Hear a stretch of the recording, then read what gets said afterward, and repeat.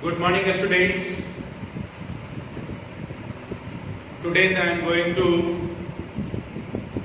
teach you class 10 maths first chapter real number. Okay?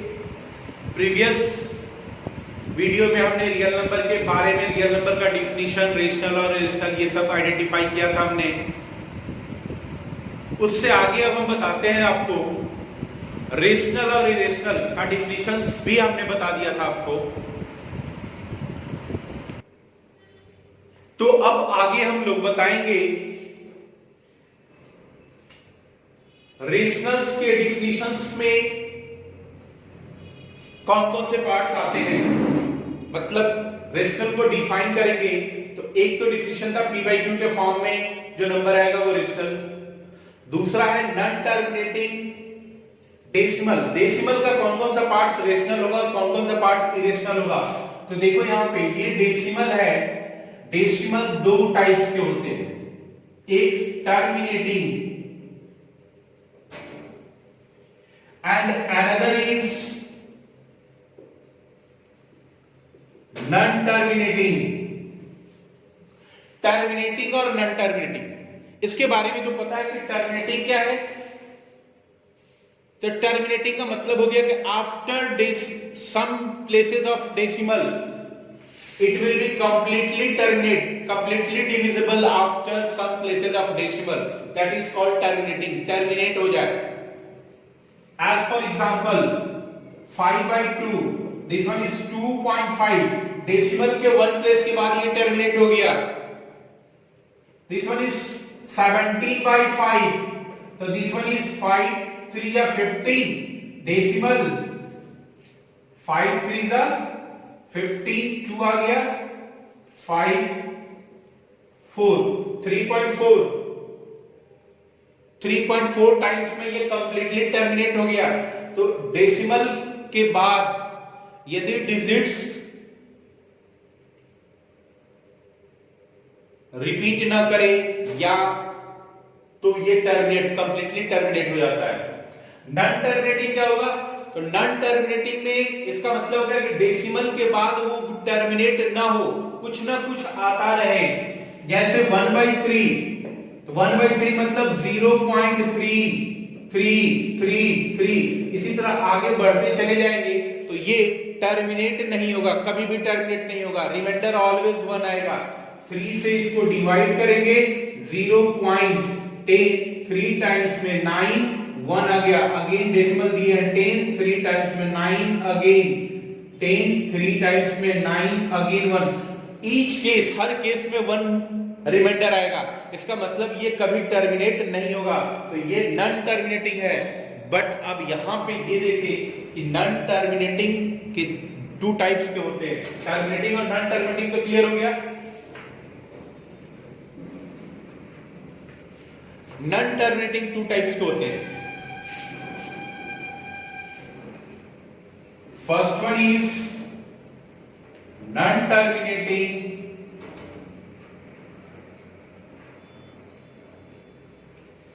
repeating and second one is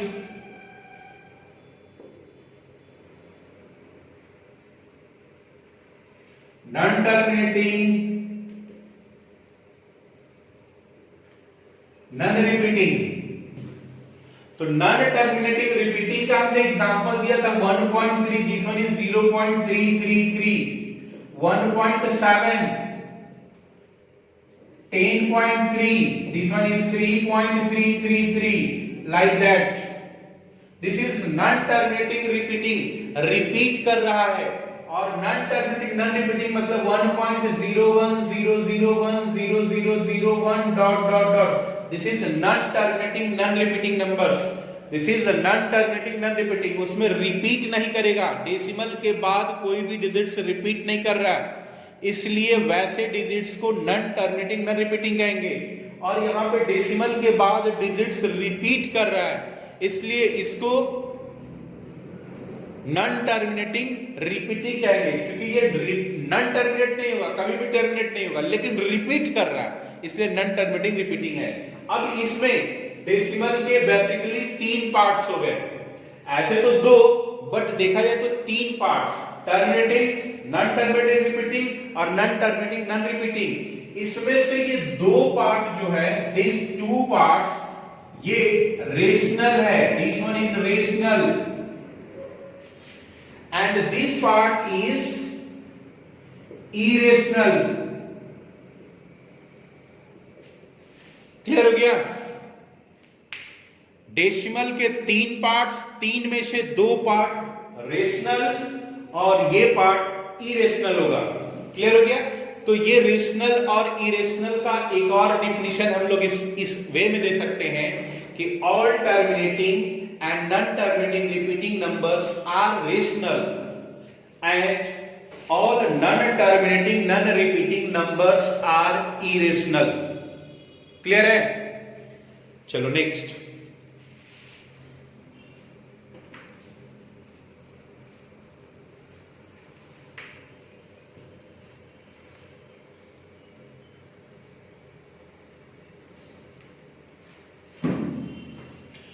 next अब हम लोग अपने topic पे आए। 10th का जो चैप्टर का फर्स्ट टॉपिक है, Euclid's division lemma. This one is Euclid's division lemma. Euclid's division lemma ये क्या है? यूक्लिड्स डिवीजन लेमा, इससे पहले, यूक्लिड्स डिवीजन लेमा से पहले एक वर्ड आता है division algorithm. Division algorithm, division algorithm आप पढ़ चुके हैं। डिवीजन एल्गोरिथम में dividend is equals to divisor into quotient plus remainder. ये डिवीजन एल्गोरिथम है। इससे आप डिवाइड को वेरीफाई करते हैं, चेक करते हैं कि हमारा डिवीजन सही है या रॉन्ग। ये डिवीजन एल्गोरिथम है। इसी के बारे में हम लोग को डिवीजन लेमा में और डिवीजन यूक्लिड्स डिवीजन एल्गोरिथम में थोड़ा सा स्टडी करेंगे। इसमें कुछ रिलेशन है, डिवीजर और रिमाइंडर में रिलेशन है। डिवीजर, डिवाइजर और रिमाइंडर में रिलेशन क्या है? तो reminder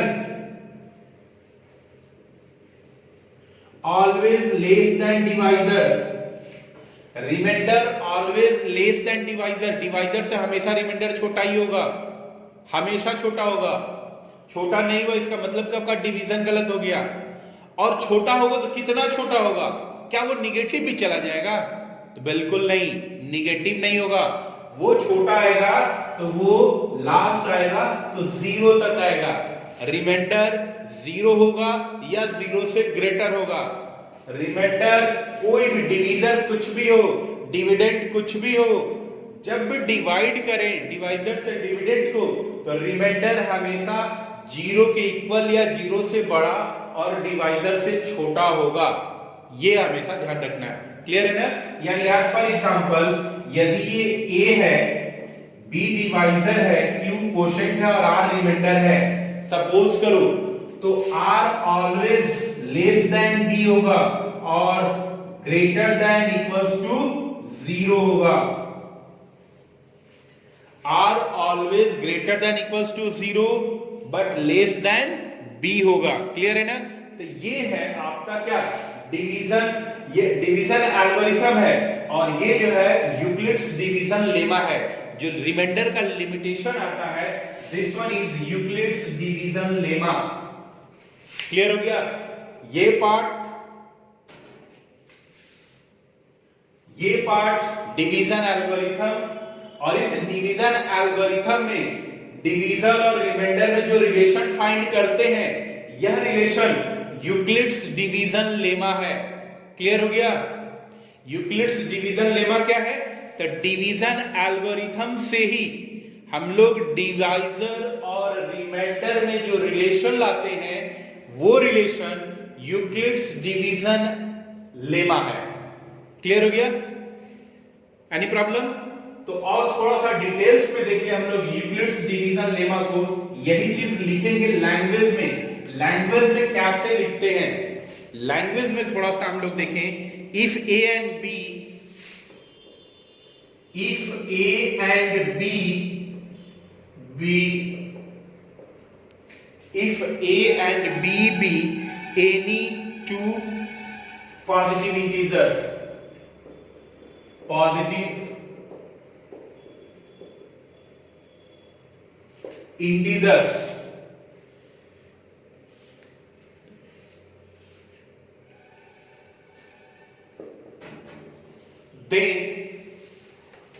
then they exist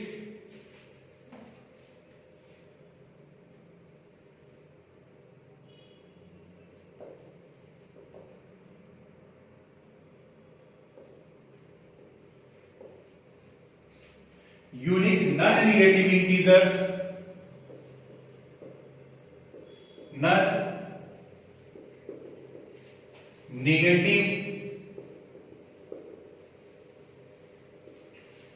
non-negative integers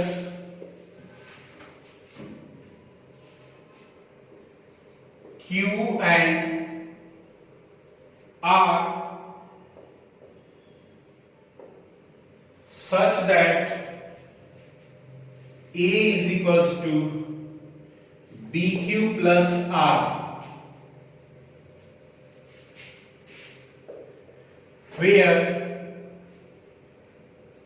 R should be less than B or greater than equals to 0.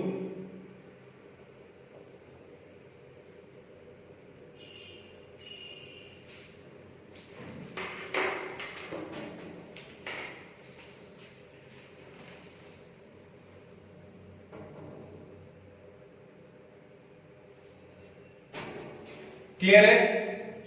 यही आपका यूक्लिड्स डिवीजन लेमा है। क्लियर है ना? नेक्स्ट आपका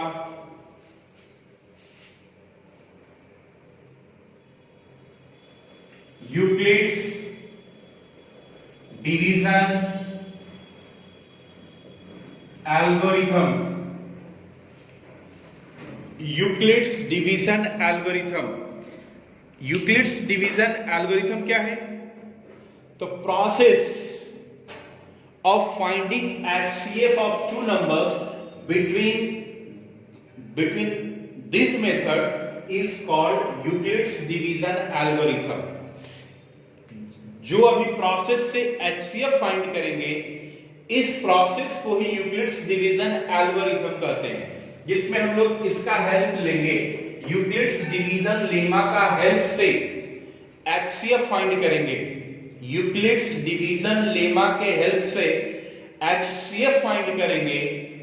उस प्रोसेस को यूक्लिड्स डिवीजन एल्गोरिथम कहते हैं। क्लियर है?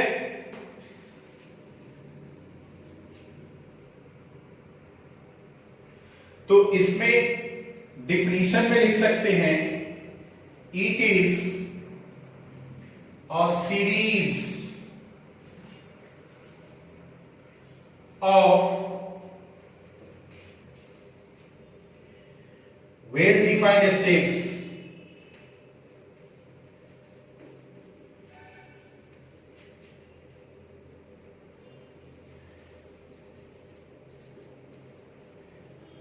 giving a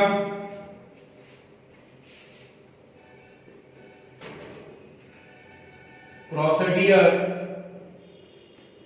to solve a particular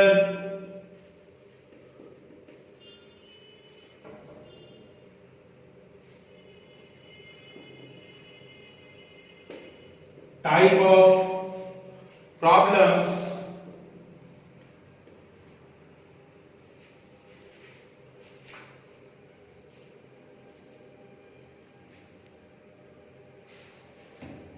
is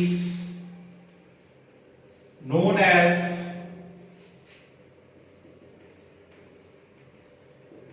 Euclid's division algorithm। यानी वो प्रोसीड्योर को एल्गोरिथम कहेंगे जिस प्रोसीड्योर से हम लोग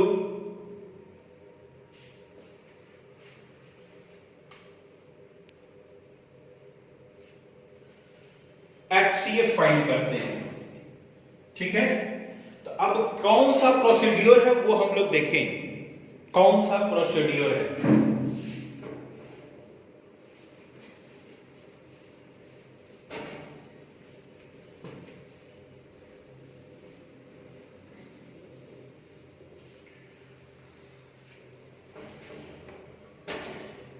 HCF फाइंड करने का बहुत सारा मेथड्स आप पढ़े हैं।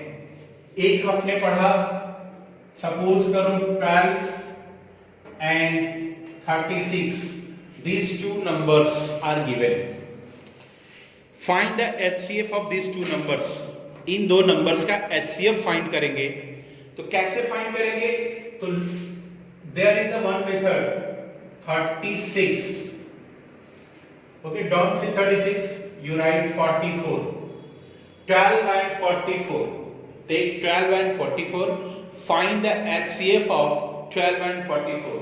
Now divide 12 and 44, 12 से 12 3 जा 36, this one is 8।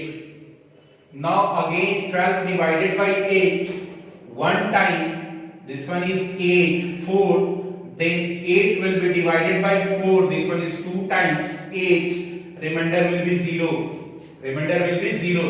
then HCF is equals to 4, HCF is equals to 4। ये प्रोसेस आपको पता है, ये प्रोसेस है long division method, long division method.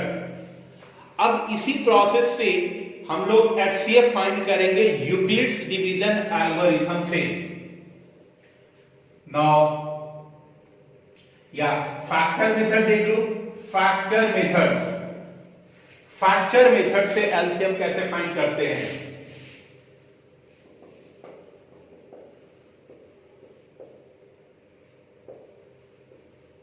Factor method से HCF कैसे फाइंड करते हैं, तो इस 12 और 44 का फैक्टर करेंगे, factor of 12, what is the factor of 12, 1 2 3 4 6 12, and factor of 44 is 1 2 4 11 22 and 44। These are the factors of 12, this is factor of 44। So what is common factor? Common factors is equals to 1 2 4, 1 2 4 are common factors। Look here, 1 is common, 2 is common and 4 is common, these are common factors।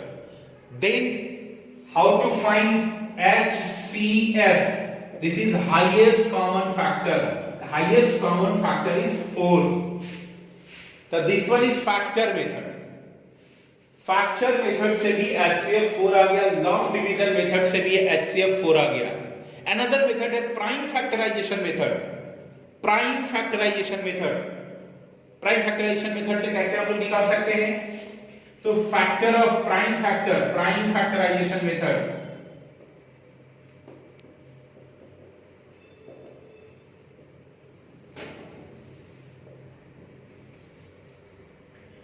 Prime factor of 12, 2 to 6, 2 से 3, and prime factor of 44, this one is 2 to 22 and 2 to 11।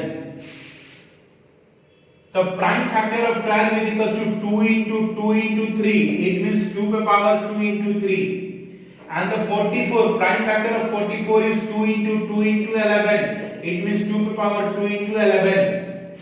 Now you have to find the HCF, highest common factor। So look here, this one is the common, 2 to the power 2 is the common, so HCF is equals to 2 पे power 2 means 4. This is the prime factorization method. Clear है? तो ये तीन method हम लोग class 10 से पहले पढ़ चुके हैं, क्लास 6 में, 5 में, 8 में, इसमें 7 में, इस सब में पढ़े होंगे। HCF फाइंड करना इन सब मेथडों से। क्लास 10th में हम लोग मेथड, कौन सा मेथड पढ़ेंगे? HCF फाइंड करेंगे, तो Euclid's division algorithm method class 10th में। वो क्या मेथड है अब हम लोग देखें।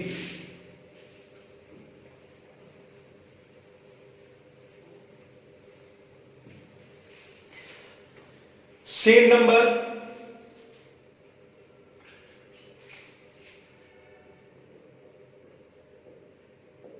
यूक्लिड्स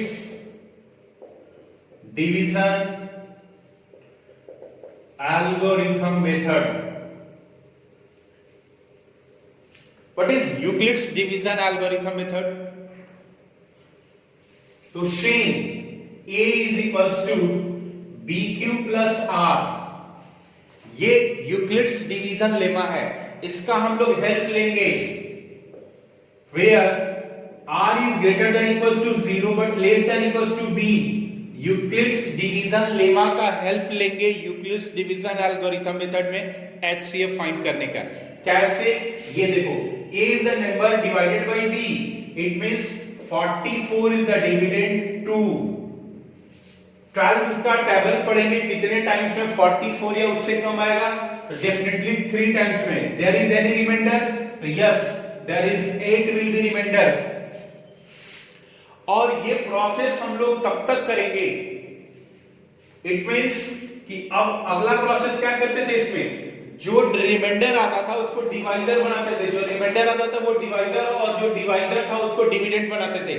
अगले स्टेप में लॉन्ग डिवीजन मेथड का ही प्रोसेस है, बट इसका प्रोसेस थोड़ा सा डिफरेंट है, इसलिए इसको यूक्लिड्स डिवीजन एल्गोरिथम यानी इस प्रोसेस पे ले रहे हैं। यूक्लिड्स डिवीजन लेमा के हेल्प से इसको सॉल्व कर रहे हैं, इसलिए इसका नाम हो गया यूक्लिड्स डिवीजन एल्गोरिथम। लेकिन ये सिमिलर है इसी से, लॉन्ग डिवीजन के सिमिलर है।